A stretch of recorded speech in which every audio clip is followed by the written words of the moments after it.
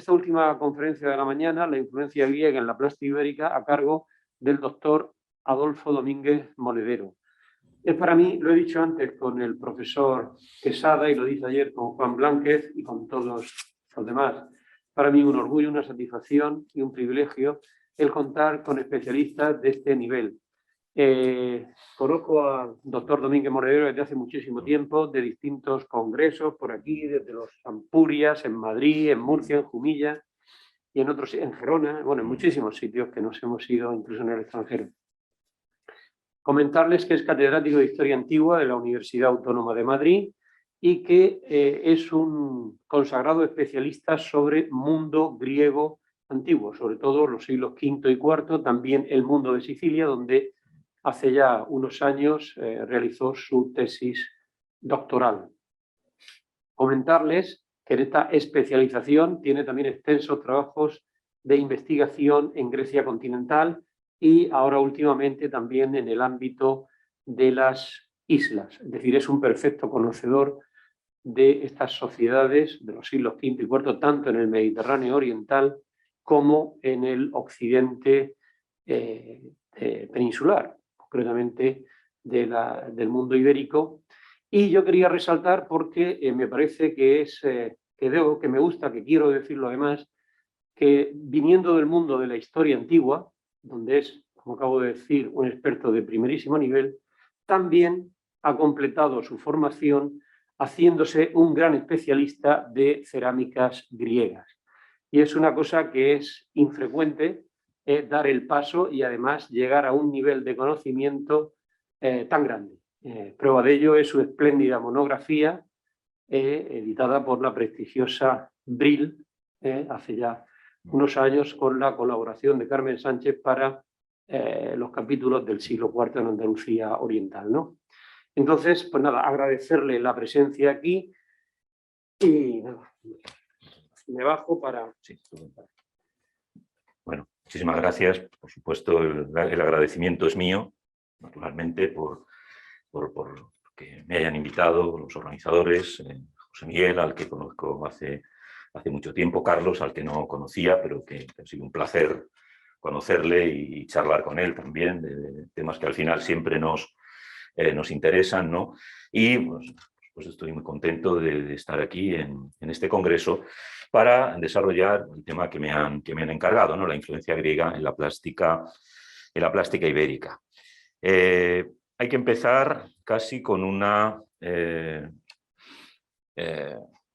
excusa generalizada, es decir, hablar de la influencia griega en la plástica ibérica en los últimos tiempos, quizá porque como la investigación es un péndulo, ¿no? Empezaron a aparecer esculturas y demás, y ya veremos algún ejemplo, pues inmediatamente, esculturas ibéricas, inmediatamente se pensó en el modelo griego. Propio Blázquez hablaba de escultores foceos, para el caso de Porcuna, para el propio caso del Cipo, de Jumilla, pero con el paso del tiempo, pues hablar de influencias griegas, pues corre uno el riesgo terrible de que le acusen a uno de difusionista, de colonialista, porque ahora se tienen otros paradigmas. Entonces, a lo mejor hay que empezar haciendo una especie de profesión de fe. Es decir, la escultura ibérica es una manifestación del mundo ibérico, de la cultura ibérica. Es una manifestación propia y genuina. Quien está detrás de estas obras, quien encarga estas obras, es un ibero, muchos iberos, aristócratas, élites, sin duda. Pero eso no quiere decir que no haya elementos, claramente, y aquí ya se ha ido viendo, que procedan de fuera. Fue Llobregat, ¿no? En un artículo famoso, muchas veces citado, que decía que, bueno, que había que reivindicar el papel de los iberos, porque decía como si los habitantes de la antigua Iberia fueran poco menos que seres mentalmente inferiores, incapaces de elaborar nada por sí mismos sin la paterna guía del griego de turno. Bueno, es una visión absolutamente, no sé cómo definirla. No desmerece a ninguna cultura el buscar elementos, el buscar paradigmas, el buscar lenguajes donde sean necesarios para expresar lo que quieren. Es decir, La cultura ha funcionado siempre así.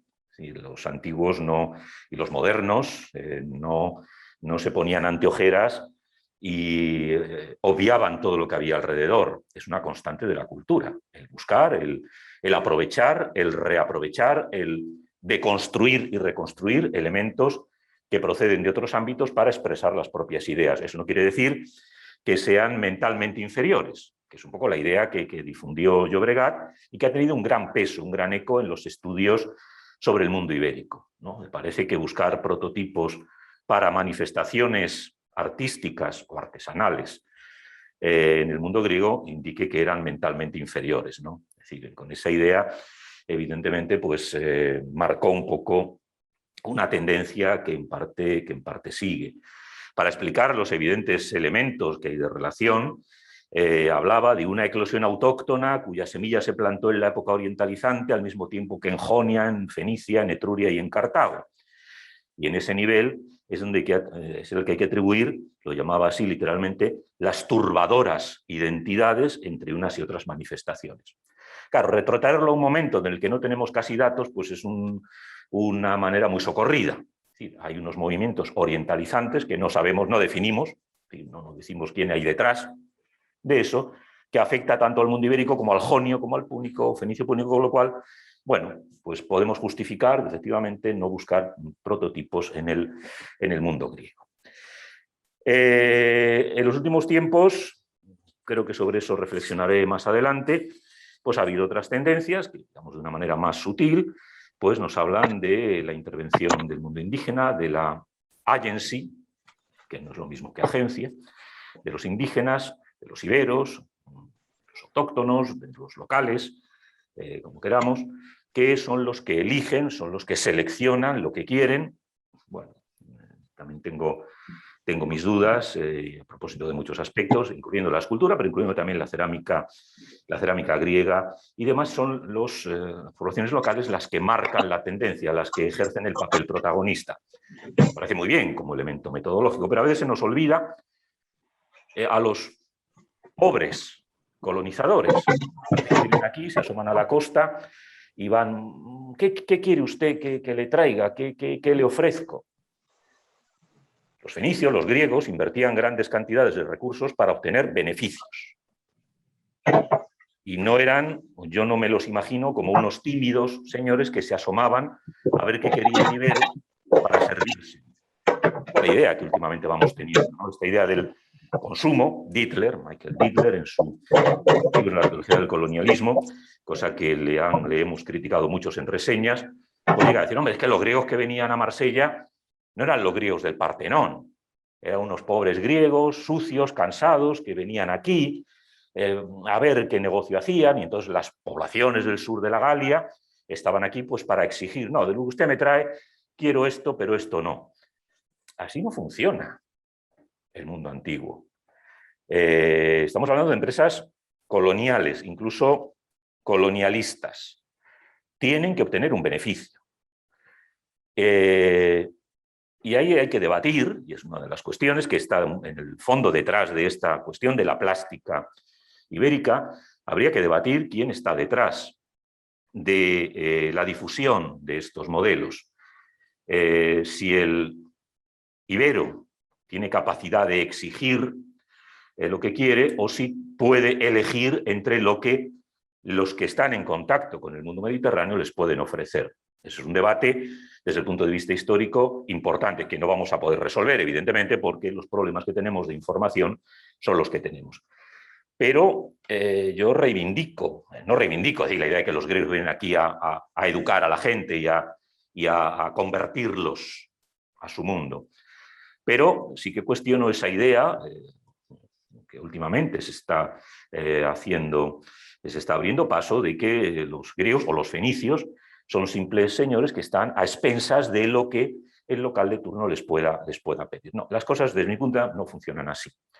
Aquí llega una parte muy limitada, por ejemplo, de cerámica griega, que llega a la península ibérica porque aparecen ampurias, pero no llega aquí, no llega al sudeste. No llega al sudeste, hay piezas que no llegan, llega alguna de vez en cuando, ¿no? Las tres coes pequeñitas de los billares, ¿no? Bueno, pero no llegan. Llegan a Ampurias, claro, que es una ciudad griega que sabe lo que quiere. Por lo tanto, no todo lo que llega, no todo el repertorio llega aquí. Llega una parte y no se distribuye de forma igual en todas partes. Entonces, bueno, hay mucho debate en esto. Yo no voy a hablar de cerámica griega aquí, voy a hablar de escultura, pero es una primera cuestión que quería tocar. La siguiente cuestión. Los artesanos. En el mundo antiguo, en el mundo griego, los artesanos, los escultores, incluso son casi por definición itinerantes, no todos. Luego veremos un cuadro, un esquema. Pero muchos son itinerantes, desde el más antiguo de todos, Dédalo. El famoso Dédalo, ¿no? Que es el padre, ¿no? de la escultura griega, el que hace la famosa vaca para que se meta en ella Pasífae, es itinerante, va moviéndose, va llevando su arte, su artesanía, su actividad, a distintos lugares. Es decir, es el prototipo para los griegos, como sabemos, es el prototipo itinerante. Datos más concretos, pues, la figura famosa de Demarato de Corinto, Baquíada, que tiene que huir de Corinto cuando se produce la revolución, la revuelta de Cípselo, y que se refugia en Tarquinia, y allí va acompañado de tres señores, ¿no? Los tienen ahí, Eugeiros, Diosfos y Eugramon, que son artesanos. Curiosamente, a partir de esos momentos es cuando empezamos a encontrar manifestaciones de plástica, en este caso terracota, les he puesto esta figura tan pintoresca, ¿no? Del llamado cowboy. Claro, Murlo lo excavaron los americanos, ¿no? Los estadounidenses, con lo cual que apareciera este señor con ese sombrero de viaje, pues era el cowboy, ¿no? Hay varios, ¿no? Porque eran toda una serie de apliques a un tejado de un edificio de evidentes influencias mediterráneas, inédito hasta ese momento en Etruria, es decir, es el momento previo a la aparición incluso de los templos como tal, donde evidentemente hay una serie de elementos que derivan de la influencia griega. Es decir, curiosamente las fuentes nos hablan de la llegada de este personaje, de Marato, con toda una serie de artesanos, y son los momentos, a partir del siglo VI sobre todo, cuando empieza a aparecer en el mundo etrusco la primera plástica, primero en terracota, más adelante aparecerá en otras composiciones, ¿no? Por lo tanto, bueno, en las fuentes antiguas, refiriéndonos al mundo griego y en este caso al etrusco, encontramos esas correlaciones, ¿no? Artesanos itinerantes que se van moviendo, algunos les ponemos nombre, a otros no. En el mundo antiguo, este texto tan interesante, ¿no? de Apolonio de Tiana, los escultores antiguos no se comportaban de esa manera, ni recorrían las ciudades vendiendo a los dioses, refiere a las imágenes de los dioses, sino que, es que como tengo las gafas empañadas, sino que llevando solo sus propias manos y las herramientas para tallar la piedra y el marfil, una vez que obtenían la materia prima, ejercían sus oficios en los propios templos. Otra idea del artesano itinerante, que no hace falta que se lleve la escultura debajo del brazo, se lleva las herramientas, luego volveremos sobre ello. Es decir, no es necesario más que un individuo que sepa tallar la piedra y se lleva sus herramientas debajo del brazo, que caben en una cajita, para poder desarrollar su actividad donde sea. Estadísticas que se han hecho sobre los escultores itinerantes en Grecia, en el siglo VII y V a.C., los conocidos, saben que muchos artesanos, muchos escultores griegos firman sus obras y sabemos a partir del nombre y del lugar de origen de dónde son. Entonces podemos ver que hay entre los que conocemos, luego hay muchos que no sabemos de dónde son porque no han dejado sus nombres, pero sabemos que un 39% de los que conocemos entre los siglos VII y V, como digo, trabajan fuera de su lugar de origen un 39%. Otros, pues sabemos que no se mueven. Es decir, hay un porcentaje importante de escultores griegos, me refiero dentro del mundo griego, que trabajan en el mundo griego, que son itinerantes, que se van moviendo donde hay trabajo, donde los llaman. Y conocemos muchos casos. Es decir, hay sitios, el santuario de Apolo Ptoion en Beocia, pues debía de estar lleno, seguramente son 2, 3, 4 maestros, y luego con sus discípulos, pues trabajaron durante cerca de un siglo, 60 años, en ese santuario. Seguramente eran de paros para las aristocracias beocias, haciendo cerca de 100 curoi, ¿sí?, de los cuales se conservan, claro, sabemos que había 100 curoi porque se han conservado los restos, no están enteros todos, pero eso indica que artesanos parios, porque trabajan en mármol de paros, están allí seguramente 2 generaciones, bueno, trabajando allí fuera de su lugar de origen para servir a un santuario, a los clientes de un santuario, ¿no? Y esta idea del escultor itinerante es un poco la que debemos tener, no perder de vista. Es fácil llamar a un escultor, si tienes los contactos necesarios, ofrecerle una buena recompensa económica para que se traslade a un sitio u otro. Digo de antemano que no conocemos ninguna escultura ibérica que podamos asegurar que ha sido hecha por un artesano griego. No digo que no puedan haberlo sido o que no lo hayan sido. Por los datos que tenemos, no tenemos constancia de ello. Y por lo tanto, estos son una serie de elementos que tendríamos que tener en cuenta, al menos como trasfondo general, para intentar interpretar estas cuestiones. Bueno, evidentemente hay en la escultura ibérica, que pueda haber interacciones, y sin duda las hay, pues digamos que hay 2 corrientes. La corriente oriental, vamos a llamarla así, pues con obras desde el Toro de Villajoyosa, Tapozo Moro. Evidentemente hay elementos en estas esculturas que no remontan, no parece que tengan referencia, al menos desde el punto de vista iconográfico, con el mundo griego.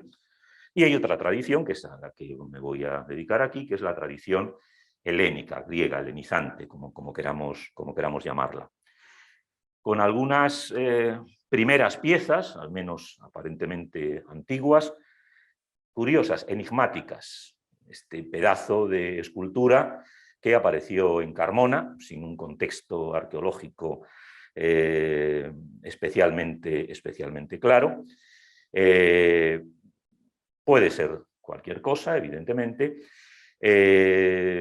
Su descubridora y la que lo publicó, la profesora María Belén, pues sugirió pues, sus orígenes fenicios, la influencia fenicia, oriental, pero curiosamente el paradigma que pone, el ejemplo que pone, no es otra cosa que la dama de Auxerre.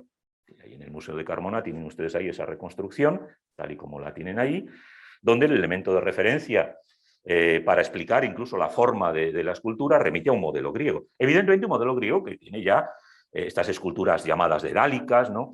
Pues que, claro, están viviendo de este mundo de influencias orientales. Es decir, en una de las piezas más antiguas posiblemente tengamos componentes, no me negaría yo a pensar en componentes híbridos, en mezcla de elementos, pero da la impresión de que el tipo de escultura que tenemos en Carmona pues también apunta a ese modelo helénico. Tiene esas palmetas, esos lotos, bueno, que aparecen también en el mundo griego de ese momento. Teníamos un problema, y es que, claro, sabemos que los foceos son los que llegan a la península ibérica, sabemos que llegan más, no solo son foceos, evidentemente. Un elemento interesante, ¿no?, que tenemos en Huelva, varios graffiti, pues hombre, algunos graffiti arcaicos de los que han aparecido en Huelva últimamente y hemos publicado, pues son griegos del este en general, sin que podamos determinar más, pero uno de ellos al menos, que posiblemente ha sido realizado in situ, aunque como está en una cerámica griega no podemos saberlo con certeza, pues remonta, por ejemplo, a un cnidio. ¿Sí? No sabía un señor de Cnidos, en mi opinión, en la Huelva del siglo VI. ¿Sí? Estos griegos del este, que no son solo los foceos los que se mueven, pero probablemente son los principales, pues teníamos el problema de que no conocíamos esculturas en focea. Un poco lo comentaré a propósito de la obra de Langlot, ¿no?, que pudo hacer un libro entero sobre las influencias culturales y artísticas del mundo foceo, sin una maldita escultura de focea. No teníamos esculturas en focea. Ahora empezamos a tener esculturas en focea. Todo este programa iconográfico de la quella del templo de Atenea, donde aparecen grifos y caballos. Un grifo, un caballo, un grifo, un caballo. Piezas grandes, son de toba local, de cerca de 1 metro de altura, bueno, que presentan elementos que, curiosamente, podemos encontrar luego ecos en el mundo en el mundo ibérico y en otras artes, ¿no? Ya empezamos a tener esculturas en Focea, por lo menos. Lamentablemente no tenemos todavía esculturas antropomorfas. Focea apenas ha sido excavada, se excavó la zona del templo de Atenea y pretenden reconstruir una parte de este templo, pero claro, Focea sigue habiendo una ciudad moderna encima, ha sido relativamente poco excavada y la verdad es que nos falta elementos. Pero bueno, ya sabemos que había escultura. Hoy Langlot podría haber hecho un estudio, al menos con conocimiento de causa. Y aparecen caballos, aparecen grifos, ¿no? Interesante. Y sabemos que los propios foceos pues también intervienen en otros lugares. Sabemos que en el propio mundo persa, en las construcciones de los reyes, Darío y Jerjes, intervienen escultores de muchos orígenes, evidentemente, escultores incluyendo de Focea, claro. Y uno de los hallazgos que aparecieron allí, es lo que tenemos en la izquierda de la imagen, es un toro, seguramente había dos, pues se han visto muchos elementos vinculados con este arte jónico, ¿no? del siglo VI, elementos que podríamos, no me he dedicado a ello evidentemente, pero que podríamos seguir la pista incluso en algunos de los toros o de los leones que aparecen en otros ámbitos, ¿no? Es decir, que hay escultores, foceos de otras partes que se van moviendo, que al menos por los datos arqueológicos, iconográficos e incluso literarios, llegan incluso hasta trabajar para el gran rey, Aqueménida. Es evidente, ¿no?, que toda la decoración del palacio de Persépolis pues nos explica sin el referente griego. Es decir, ese figurativismo, ese tratamiento, las famosas escenas de oferentes y demás, los carnívoros devorando a leones o a otros herbívoros, eso forma parte del repertorio jonio. No hay en el arte del Próximo Oriente nada semejante al tratamiento que se le da a todos estos relieves de la Apadana. Incluso en el mundo asirio habría que ver, porque ahí hay un mundo muy, muy complejo, ¿no? Bueno, la idea de artesanos que se van moviendo. Pasamos ya al mundo ibérico, ¿no? La llamada core de Alicante, que casi desde siempre se ha relacionado con estas influencias de tipo griego. Teresa Chapa ha publicado recentísimamente un trabajo también sobre la misma, con unas influencias greco-orientales evidentes. ¿No? Está claro que el escultor que ha hecho esta imagen tenía presentes los modelos jonios, que lo ha interpretado, que podemos detectar elementos, se ha dicho a veces, que no se ha comprendido bien la figura original. Bueno, eso muchas veces es la visión del espectador, ¿no? Puesto que sabemos que no es, pasa como cuando hablamos del arte provincial o del arte provincial romano. Bueno, pues si ya vamos prejuzgando cosas, pues vemos a veces lo que queremos ver, porque falta organicidad, que es una simple superposición de elementos. Bueno, todas estas juicios desde el punto de vista artístico en los que tampoco vamos a entrar. Pero es evidente que hay una serie de modelos, el tipo de ojos, el tipo de labios, las decoraciones, que no han caído del cielo, que han sido aprendidas porque ahí ese es el otro elemento que luego también insistiré, aprendidas a través de escultores. A veces ha desarrollado la idea, y Walter Trilmich, que se dedicaba al mundo romano y por lo tanto todo lo que sonaba ibérico lo miraba con esa cierta displicencia germánica, y autores españoles muy impregnados de esa mentalidad germánica, como la profesora Pilar León, pues siempre ven el mundo del arte ibérico como una especie de cosa provincial, incluso provinciana. Pues hablaban, no, seguramente el escultor ibérico ha surgido, el tallado de la madera, pues seguramente se ha pasado al tallado de estas piedras blandas, que son calcáreas. Bueno, pues como si un artesano de la madera supiera trabajar una escultura en piedra. Como es un material que se talla fácilmente, es una idea absurda, ¿no? Los estudios que se han hecho también de huellas de tallado, luego veremos algún ejemplo, pues demuestran que no, que estamos hablando ante personas que saben esculpir la piedra, que tiene unas técnicas distintas de la escultura de la madera. Y son técnicas diferentes la talla de la calcárea que la talla del mármol, por supuesto. Eso lo sabemos también muy bien. Bueno, esta escultura pues, sirvió un poco ya desde muy temprano, ¿no? Porque aparecía en estos estudios de Langlois, ¿no? Donde le buscaba esas comparaciones. Evidentemente hay elementos de relación, es a lo que vamos, ¿no? Hay toda una serie de elementos estilísticos que no han caído del cielo, que no se pueden explicar por estas convergencias remotas en un orientalizante que afectan a todo el mundo, sino que demuestra que ha habido aquí, al menos desde mi punto de vista, por supuesto, que ha habido aquí una labor de enseñanza, de aprendizaje, y no solo quizá de observar modelos, porque ahí estaría el problema de qué modelos ha podido observar un escultor ibérico para hacer esto. Un modelo en, como se dice a veces, en tela o en marfiles, a mí me resulta problemático. Claro que hay relación, evidentemente son universos figurativos, pero a mí me resulta muy difícil que alguien observando en una cerámica un elemento sea capaz de tallarlo en piedra. En fin, eso implica desconocer cómo funciona el arte del escultor o la artesanía del escultor. Sabemos muy bien cómo funcionan los talleres de pintores y de escultores, ¿no?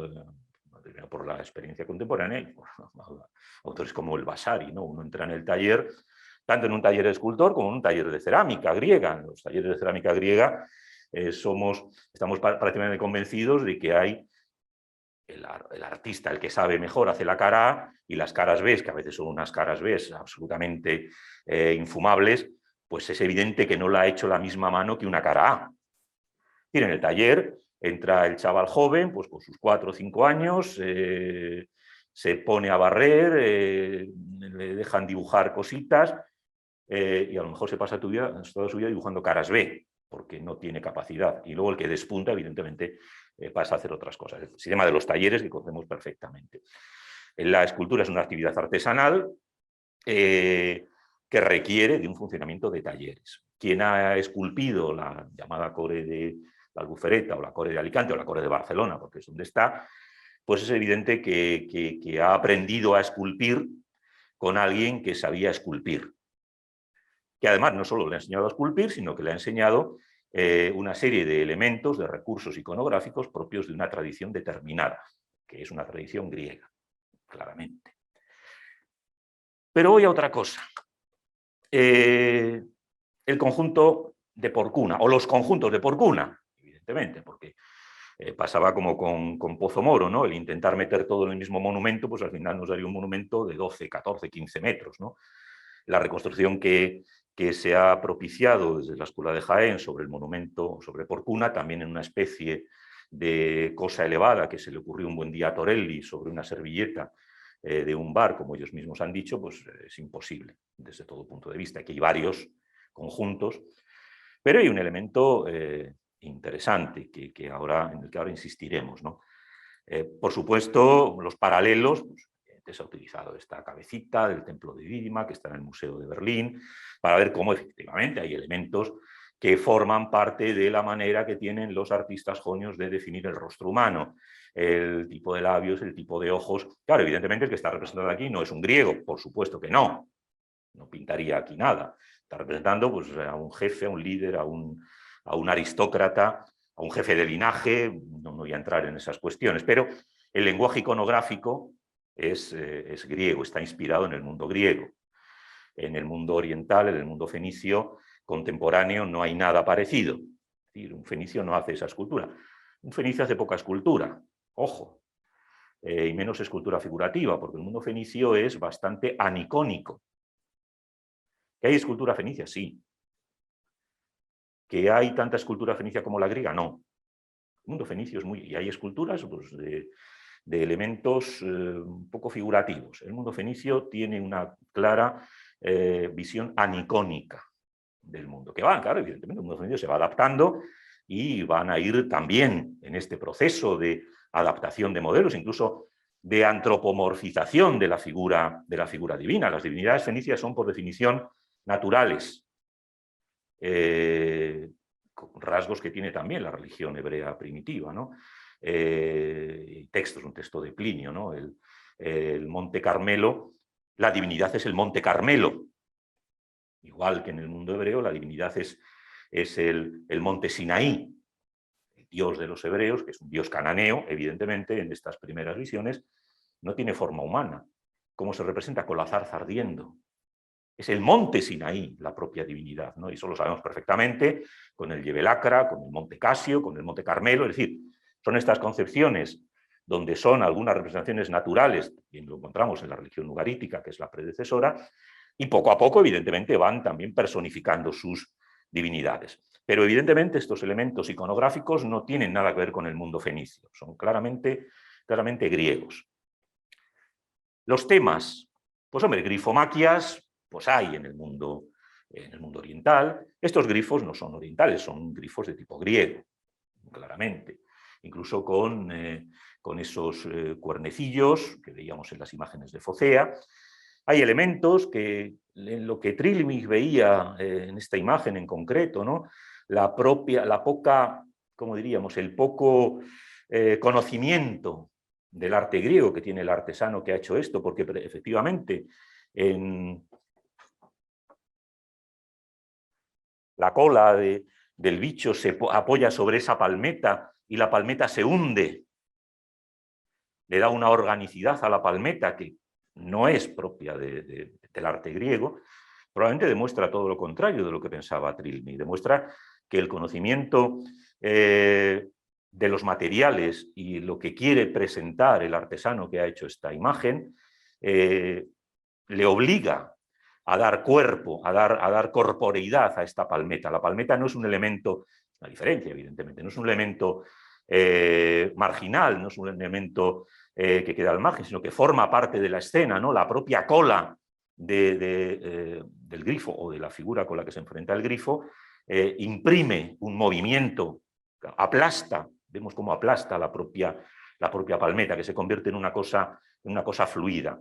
Eso para mí lo que demuestra precisamente no es este provincialismo, sino que estamos ante un escultor de una calidad excepcional que tiene una visión de la escena que está representando, alejada probablemente de la visión griega, usando prototipos griegos, paralelos griegos, pero con su propia capacidad de introducir elementos que no son habituales en el arte griego, ¿no? Lo cual, claro, nos lleva un paso más. Es decir, una cosa es lo que el maestro, entre comillas, le haya enseñado y otra cosa es lo que el escultor quiere mostrarnos, quiere presentarnos. Y nos quiere presentar esto, ¿no? Con una palmeta claramente clásica, arcaica, encontramos una reinterpretación, un análisis, una deconstrucción y reconstrucción, ¿no? Integrado en esta idea de las, Ricardo Olmos lo ha trabajado, ¿no? Los elementos vegetales, los elementos fitomorfos, que pueden tener su propia vida. Las cuestiones, insisto, en las que no voy a entrar, ¿no? Pero nos está demostrando una gran capacidad de innovación a partir de unos modelos que son evidentemente griegos. El escultor ibérico, no hay por qué dudarlo, introduce su nueva visión, lo que necesita su comitente, el que ha encargado la escena, con las propias libertades que el artesano quiera dar. Estas escenas de grifomaquia.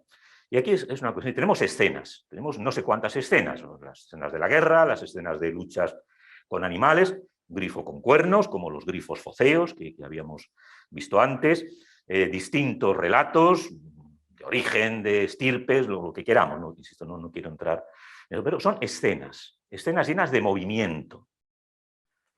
Como vemos aquí, otra de las imágenes que se están repitiendo continuamente, ¿no? Esta escena del guerrero alanceado, que le atraviesa la lanza por la boca y que le sale la lanza por la espalda, ¿no? Aquí podemos escuchar claramente a Homero, ¿no? Cuando describe una herida, y entró la lanza, y la lanza atravesó, los sesos salían borboteando por la herida, y la lanza la atravesó. Es decir, hay aquí una historia, o muchas historias, hay escenas. Esto es un elemento que encontramos claramente, luego veremos algún ejemplo, no para buscar el paralelo exacto, ¿no? Esto lo encontramos en el mundo griego contemporáneo. No solo la escultura como un elemento puramente icónico, tenemos efectivamente en Porcuna las figuras llamadas de sacerdote o sacerdotisa, estantes y movimiento, pero junto a ello tenemos escenas que están reproduciendo combates, están reproduciendo historias antiguas, modernas, recientes, tampoco entro en ello. Pero esta idea de la escena, incluso del uso de la violencia, que antes comentaba también Jorge, y también tiene su referencia en el mundo griego. Curiosamente, en el mundo griego las escenas de violencia son más frecuentes en época arcaica, mientras que según vamos avanzando hacia el clasicismo, el propio mundo griego, tanto en las artes plásticas como en, por ejemplo, la tragedia, prefiere la alusión, prefiere la metáfora. Los griegos no representan las luchas de los griegos contra los persas, representan la lucha de los atenienses con las amazonas o la lucha contra los centauros. Quien ve el Partenón, las metopas del Partenón, ve centauros y lapitas, ve amazonas, pero todo el mundo ve a los persas luchando contra los griegos, pero no aparecen los persas luchando contra los griegos. Esta idea de la metáfora, de la gestión de la representación de la violencia, también el mundo griego la observa, y curiosamente también probablemente se observa en el mundo ibérico.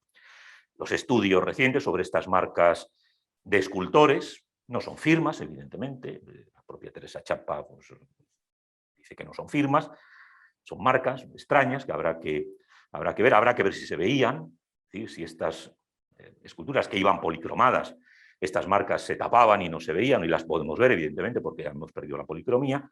Pero bueno, es decir, marcas de artesano, marcas de taller, es a lo que voy. Estamos hablando de talleres que tienen sus propios códigos, probablemente para interpretar. Las herramientas, un pequeño inciso, pues evidentemente, claro, las huellas, y eso el propio Juan Blánquez y Lourdes hicieron algún estudio al respecto, ¿no? Las huellas que quedan en las esculturas nos muestran qué herramientas se utilizan, y las herramientas que se utilizan, estas son las herramientas de un escultor griego, son las herramientas que usa un escultor, griego fenicio, evidentemente. Son las herramientas, no son herramientas improvisadas, no es que yo voy a tallar la piedra y cojo el cuchillito, como sugería Trilmig, de tallar la madera, y a ver con eso, como es una calcárea blandita, a ver si la tallo. No, están hechas con herramientas que son exactamente iguales que las herramientas que se usaban hasta que ya se han introducido en los talleres de escultura, la electricidad, las cosas mecánicas. Los tipos de cinceles, los punteros, los taladros, todo el repertorio, por las huellas que encontramos en la propia escultura ibérica, demuestran que son herramientas de escultor. Lo cual quiere decir que no es que a alguien se le haya ocurrido un buen día coger una madera o una piedra, sí, estamos hablando de talleres que aprenden, etcétera, etcétera.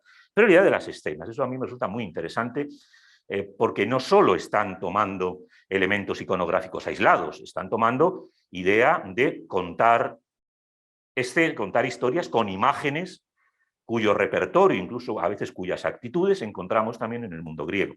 El monumento del pajarillo de Huelma, desde mi punto de vista, impresionante sobre todo porque vamos asistiendo, desde mi punto de vista, a esto que comentaba antes, ¿no? En las escenas de Porcuna, evidentemente, vemos la violencia salvaje.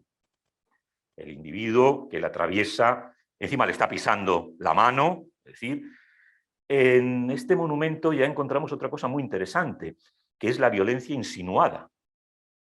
El guerrero ya no tiene la falcata en la mano, está haciendo el ademán de sacar la falcata, pero ya no está con la falcata en la mano. ¿Se le ha podido ocurrir a Libero? Sí, se le ha podido ocurrir a Libero, pero es que vemos que la tendencia del propio arte griego es ir camuflando o ir convirtiendo la violencia de explícita en implícita. Aquí podríamos haber visto al guerrero con la falcata en la mano, porque tiene ya el lobo delante, al que probablemente va a matar, ¿no? Como vemos faltan más imágenes, evidentemente. Pero tenemos la imagen insinuada. El que lea este grupo escultórico ya sabe lo que va a pasar. Probablemente lo que va a pasar es que el héroe va a matar al lobo y va a salvar al muchacho, si esa es la interpretación adecuada. Pero no vemos la espada, ya no vemos la espada, la falcata. Vemos el acto de empezar a sacar la falcata. ¿Se le ha podido ocurrir a un Ibero por su cuenta? Pues sí, por supuesto, pero es que sabemos que en el mundo griego vamos hacia ese mismo modelo, insisto, a ir ocultando la violencia, a ir metaforizando la violencia, ¿no? Y este es otro elemento que también quiero insistir o voy avanzando. Y no es que haya un momento en el que llegan unos artesanos griegos y les enseñan a los iberos y ya se olvida, no, es que hay una retroalimentación continua. No hay un momento inicial y de ahí deriva toda la escultura ibérica. No, están llegando probablemente durante siglo y medio, 2 siglos, en distintos momentos, distintos artesanos, distintas ideas, si queréis, hablar de artesanos, que a lo mejor es personalizarlo, que van influyendo en el arte ibérico. El Cipo de Jumilla, con el que terminaré, pues evidentemente parte de una visión que es distinta a esta. Es decir, no se puede entender el Cipo de Jumilla por una evolución in situ de estos artesanos antiguos. Hay una retroalimentación, hay distintos momentos en los que están llegando distintas influencias del mundo griego al mundo ibérico. Como paradigma, no como paralelo. No quiero establecer un paralelo entre las metopas de la Foce del Sele y la escultura ibérica, pero aunque aquí hay mucha influencia jónica también en estas esculturas, en estas metopas. El arte griego del siglo VI no tiene inconveniente en representar escenas de violencia desatada, de individuos que están siendo atravesados por espadas. Es decir, en ese momento, en el arte griego, está en boga esta representación de escenas. Claro, aquí tenemos metopas. Si estas metopas las convertimos en imágenes en bulto redondo, nos encontramos las imágenes de Porcuna. Cuadros, porque efectivamente tenemos distintos cuadros, la escena que hemos visto antes, la escena de la grifomaquia, la otra grifomaquia, el otro guerrero, no son metopas evidentemente, pero tenemos pequeños, estos son pequeños cuadros porque son metopas, pero tenemos escenas que están representando historias. Cada una de estas metopas representa una historia. Heracles, ahí vemos a... no lo veo porque como veo poco, escenas de Heracles, escenas de, no sé si está por ahí el Troilo, Aquiles y Troilo, es decir, escenas además con violencia. Claro, este es el prototipo, esto exactamente, ¿no? Pero esto es lo que el arte griego en ese momento está haciendo, un poco antes, y es lo que encontramos, naturalmente, adaptado a las condiciones del mundo ibérico, en el mundo ibérico. Encontramos estas escenas de guerra, pero encontramos otras cosas, claro, las esfinges, coronando monumentos o tumbas, de Agos, evidentemente, como aparecieron con un contexto nulo o casi nulo, pues no sabemos. Pero, claro, la definición, la descripción de la esfinge, pues claro que en el mundo egipcio hay esfinge, y claro que los fenicios adoptan esfinges, pero estas esfinges no son fenicias, estas esfinges son helenizantes, claramente. He puesto el ejemplar de Espata como podía haber puesto cualquier otro, es decir, estos motivos, estos modelos, claro que en el mundo griego, como digo, se conocen esfinges, pero estas son esfinges diferentes. Antes hemos visto la del Parque Infantil de Elche, es otro tipo de esfinge, por supuesto, no tiene nada que ver con esta. Aquí hay visión, conocimiento, talleres que han enseñado a modelar esfinges ibéricas según los prototipos griegos. Otras obras, El caballo de Casas de Juan Núñez, que una autora, Fausto Ferri, llegó a sugerir que podía ser una obra de un artista samio. Yo no voy a entrar en eso. Está rota, es un caballo, si lo conociéramos entero, a lo mejor nos llevábamos una decepción, pero hay elementos claramente que demuestran un conocimiento perfecto de las palmetas griegas, incluso de sistemas de alisado puramente mecánicos, ¿no? Uso de toda una serie de elementos para pulir las esculturas y evidentemente policromarlas. La dama de Elche, pues hoy sabemos que tenía policromía, etcétera, etcétera. Claro, desde el principio, ¿no? En estos estudios de Rhys Carpenter, pues la dama de Elche, quitándole los rodetes, claro, que resultaban muy llamativos, pues ya se paralelizó con el Apolo Chatsworth. Claro que hay elementos helenizantes en la dama de Elche. Por supuesto que los hay, son innegables, pienso yo que son innegables. Está representando lo que sea, una diosa, una sacerdotisa, lo que queramos, ibérica, por supuesto, pero que en esa obra hay elementos de inspiración helénica parecen fuera de duda. Es decir, y las otras damas, problemática dama de Guardamar, bueno, que no solo hay escenas en Porcuna, pues evidentemente se muestra, bueno, en este conjunto de distintas zonas de Elche, de la Alcudia y de otras partes, pero claro, la imagen, ¿no? de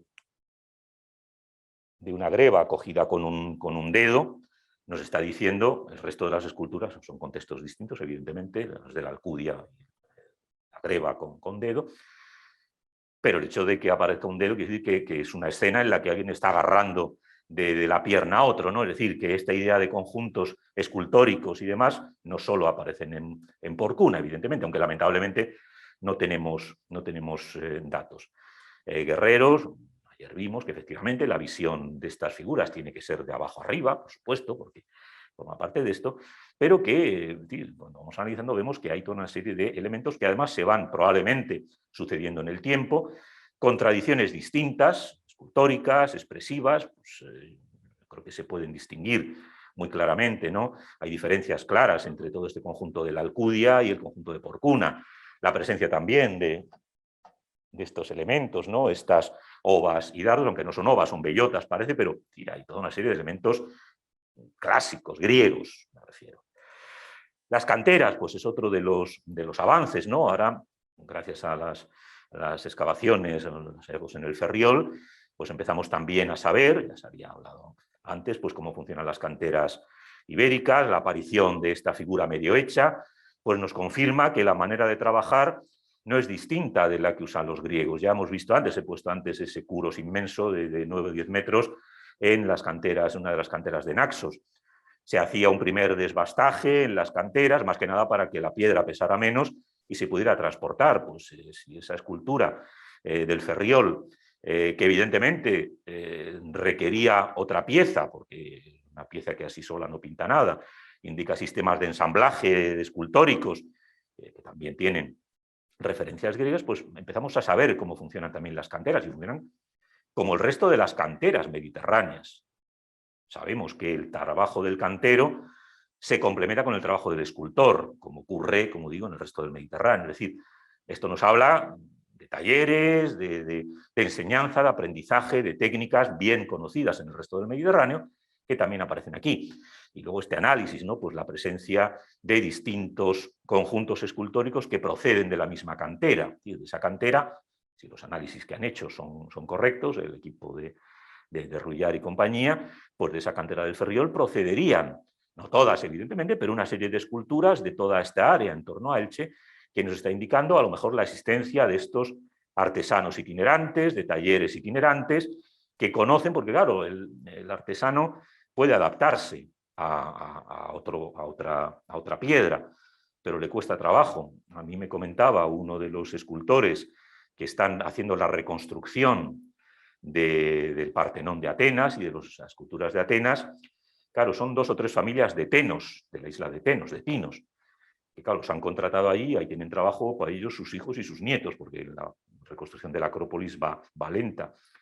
Pues ahí me contaba que, claro, les costó trabajo al principio adaptarse al mármol pentélico, porque el mármol de Tinos es distinto al pentélico. Lo que pasa es que en Atenas no había marmolistas. Tuvieron que buscar marmolistas, pues ¿de dónde? De Tenos, de Tinos. Pero les costó trabajo adaptarse al mármol del pentélico porque cada mármol es distinto y cada artesano está acostumbrado a un tipo de mármol o de piedra. Entonces, el hecho de que haya distintas áreas donde están utilizando esa piedra, pues probablemente nos está hablando de talleres que están acostumbrados a trabajar en esa piedra y que van colocando, vendiendo sus esculturas en distintos ámbitos. Y claro, con las esculturas van la iconografía, los detalles de taller, todo este tipo de cosas que nos está hablando de talleres. Que en el Mediterráneo se ponen de moda las diosas sentadas, tanto en Jonia, en el sur de Italia, en las terracotas, en la península ibérica encontramos también estas damas sentadas. Es decir, el motivo iconográfico que se desarrolla en el Mediterráneo lo encontramos aquí también. Por supuesto, la dama de Baza es la mejor conocida, como sabemos bien, porque apareció entera, digo, aunque ahora las alas estén rotas, apareció entera. En algún momento habrá que explicar por qué se rompieron las alas de la dama de Baza, cuando las fotos de Presedo se ve que las alas están enteras y ahora están rotas. Bueno, debió de sacarse mal, ahí no debieron de tener una buena restauradora y debió de sacarse mal porque las alas están rotas, pero en las fotos de Presedo las alas están enteritas. Pero bueno, eso es otra historia que algún día alguien revelará. El responsable, lamentablemente, ya falleció, el profesor Presedo, y a lo mejor en algún momento se revela por qué las alas de la dama de Baza están rotas. Pero bueno, a mí me lo contó un profesor en el instituto que lo sabía de buena tinta. Bien, evidentemente los estudios de policromía pues, nos demuestran que se está trabajando con los mismos criterios que se están trabajando en el mundo griego. Los mismos colores, los mismos tonos, las mismas formas de aplicación incluso que encontramos en el mundo griego, ¿no? Toda la escultura antigua estaba policromada, como sabemos muy bien, y en eso no, yo creo que ya nadie tiene dudas, ¿no? Por lo tanto, incluso en la técnica de la policromía, los íberos están utilizando las técnicas bien desarrolladas, bien conocidas, bien acreditadas del resto del mundo mediterráneo. Con lo cual, volvemos a lo mismo, ¿se le ha ocurrido a un ibero pintar una estatua a su manera? No, ha aprendido a pintar estatuas como se aprende, como se enseña en los demás talleres de escultura, que es un poco a lo que vamos. Y pasamos ya, para ya terminar, estoy en los 45 minutos, que es lo que teóricamente tenía que hablar y ya me queda muy poquito, al monumento funerario de Jumilla. Evidentemente hay distintos elementos, habría que ver, la figura del toro que corona, pues, habría que ver hasta qué punto tiene elementos helenizantes, se parece bastante, por lo menos así en la foto a bulto, a ese león tirado en la padana de Persépolis, ¿no? Yo no quiero que sea lo mismo, pero hay elementos de taller que probablemente también remontan al mundo griego, y naturalmente la imagen de las cuatro caras. El orden, pues evidentemente, yo no voy a discutir si es 1, 2, 3 o 4 o los que sea, pero evidentemente es un conjunto impresionante, que claro, no se entiende por una evolución natural de la escultura del siglo V que habíamos visto en Porcuna. No, pasa como en el arte etrusco. O sea, el arte etrusco tiene su evolución natural, que podemos seguir bastante bien, pero tiene también distintos momentos de retroalimentación de talleres mediterráneos, de talleres griegos. Se puede seguir, la escultura etrusca la conocemos algo mejor, y podemos seguir lo que son ideas que surgen en un momento del orientalizante tardío que van a perdurar mucho tiempo, pero vamos viendo cómo en distintos momentos se introducen nuevas ideas. Es decir, un poco lo que quiero decir, no es que haya un momento a partir del cual venga todo, sino que hay distintos momentos en los que los escultores ibéricos o los talleres escultóricos ibéricos van recibiendo nuevas ideas, nuevos prototipos iconográficos, ¿no? Que es un poco de lo que se trata. He de decir, aunque solo sea por un prurito, que esta imagen que la hemos puesto todos, esta no la he copiado de los demás, son imágenes mías.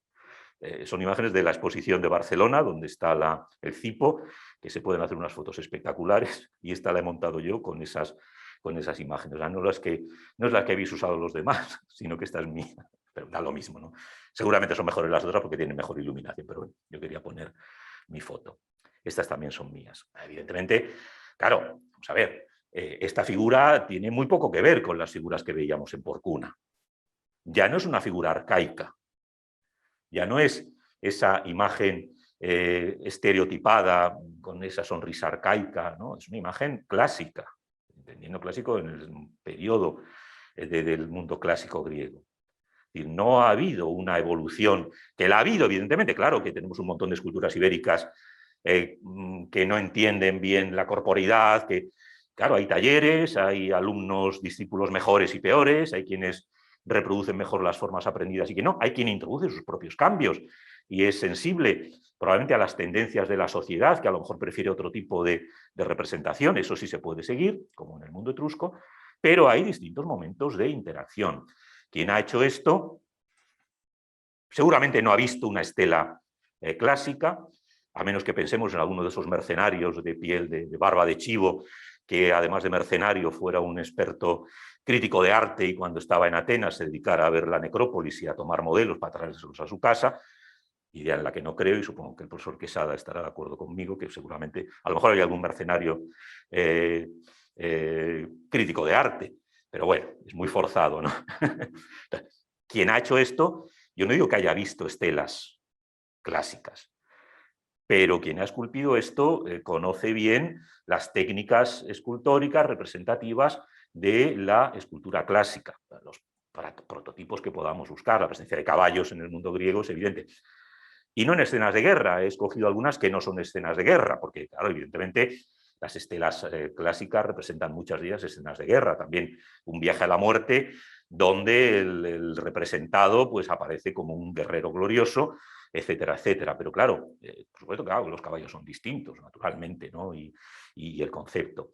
La escena está famosa Me da igual que sea un niño, que no sea un niño, que sea el alma del difunto. El motivo iconográfico, evidentemente, es el motivo iconográfico. Es decir, la escena de despedida con un niño.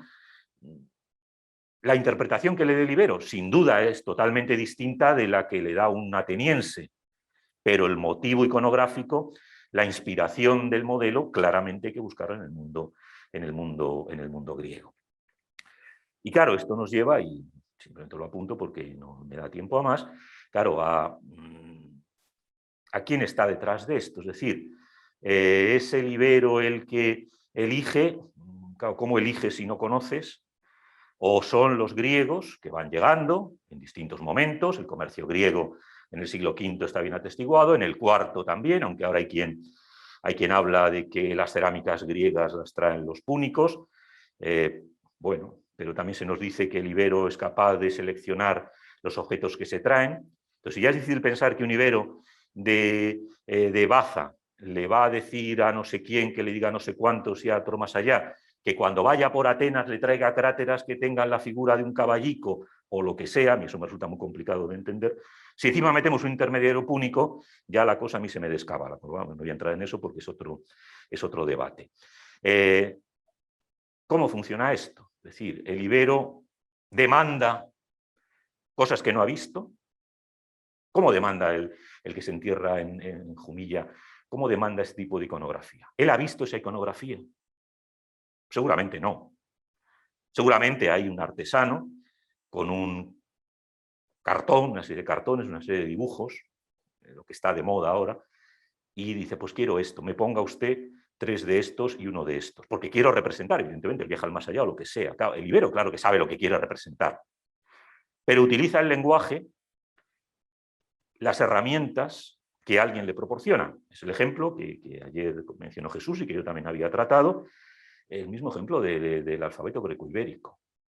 Es decir, ¿por qué los iberos de Contestania empiezan a escribir utilizando los signos ibéricos, los signos griegos? Primero, porque conocen esos signos, porque alguien les ha enseñado. Y seguramente, como sabemos cuando se aprende el alfabeto, no solo le ha enseñado a dibujarlos, le ha enseñado cómo se enseña el alfabeto. A, B, C, D, E, la D con la E, D, la A con... Como se ha enseñado el alfabeto desde que se inventó el alfabeto, por parte de los signarios, por parte de los fenicios. Es decir, hay gentes que proceden del Mediterráneo, central, oriental, griegos, estampurias, evidentemente, y los ampuritanos que se están moviendo. Hay un interés por parte de los iberos, evidentemente, por utilizar la escultura como elemento de prestigio, de poder simbólico, y hay individuos que ofrecen unos servicios, unas enseñanzas. ¿Cómo lo articulamos? Claro, pues no lo sabemos cómo se articula. Es decir, ojalá encontremos algún día una escultura ibérica con una firma griega, como aparece en Grecia. Fulanito, fulanitos, epóyese. No lo encontraremos seguramente. Claro, el problema es cómo lo articulamos y quién tiene la preeminencia, si es una imposición, entre comillas, como yo sugerí en tiempos, ¿no? Una manera que tienen los griegos de hacerse los imprescindibles para conseguir ventajas en su intercambio con los iberos, una manera sencilla, pues en vez de darte otros productos, porque sabemos que la transmisión de artesanos es plenamente conocida desde el tercer milenio, ¿no? Yo te presto, y además las cartas hititas y demás, ¿no? Pues mándame a alguien que sea capaz de no sé qué. Yo te presto aquí a este escultor que ha llegado a Ampurias muerto de asco para que te haga monumentos, edificios, y a cambio tú me das la plata, la sal o lo que sea. Es una manera, y no ¿qué te voy a dar yo? Te puedo dar oro, plata, pero te puedo prestar a este señor que te haga un monumento importante y eso me permite a mí introducirme en ese mercado. Es decir, hay muchas maneras. O es la intervención del ibero que no querría una cosa. Es decir, es problemático saberlo, ¿no? Yo no soy consciente de ello y no voy a dar respuesta porque no las tengo tampoco, ¿no? Pero que a veces tenemos que plantearnos frente a esta idea, ¿no? De que el ibero es capaz de marcar, de determinar lo que quiere. Determinas lo que quieres cuando sabes qué es lo que hay. Si no sabes que existen estos modelos escultóricos, no puedes exigir, no puedes pedir. Alguien se los ha tenido que enseñar. alguien le ha tenido que decir, oiga, mira, que es que eso, estas cosas antiguas que están por ahí, eso está muy, muy pasado de moda. Oiga, ahora lo que está de moda es esto. A lo mejor la idea que se representa es la misma. Yo no sé si en los monumentos de Porcuna se está representando el paso al más allá, pero se hace con un lenguaje de violencia. En el siglo IV, ese lenguaje de violencia ya no está de moda, ya no vale. Hay otros medios para que el ibero pueda reinterpretar una imagen que se le ofrece, ¿no? Es un poco la reflexión o no reflexión, ya digo, yo creo que no estoy resolviendo problemas, pero simplemente estoy presentando mis dudas. Y claro, el panorama se complica cuando de repente nos aparece en el fin del mundo, en el Guadiana Medio, el primer original griego del siglo V a.C. Una escultura, unas patitas de una escultura. Seguramente en el Turuñuelo no tenía solo los piececitos del señor, seguramente estaba la pieza entera, ojalá la encuentren, pero evidentemente hay una escultura griega. La única escultura griega del siglo V, la cronología de la destrucción del edificio es evidente, finales del V, una escultura griega del siglo V de mármol pentélico, pequeñita, no es tampoco muy grande, en la península ibérica, cosa que no tenemos ni en Ampurias. No porque nada las hubiera, evidentemente, sino porque las convirtieron en cal. Pero bueno, esto añade otro problema. ¿Cómo ha llegado esta escultura aquí? ¿En qué contexto el jefe, el personaje del Turuñuelo tiene una escultura griega que aparece además con 40 caballos, 50 caballos sacrificados, que es lo más antigriego que uno se puede encontrar, evidentemente? Pues son estos problemas, ¿no?, que la arqueología a veces nos da. Problemas, preguntas, cuestiones, pero que yo creo que parten de una idea. Hay una serie de prototipos iconográficos, escultóricos, de taller, etcétera, que claramente remiten al mundo griego y que son utilizados por los iberos para expresar sus ideas. Es un poco las reflexiones que les quería traer aquí, así que muchas gracias por su atención.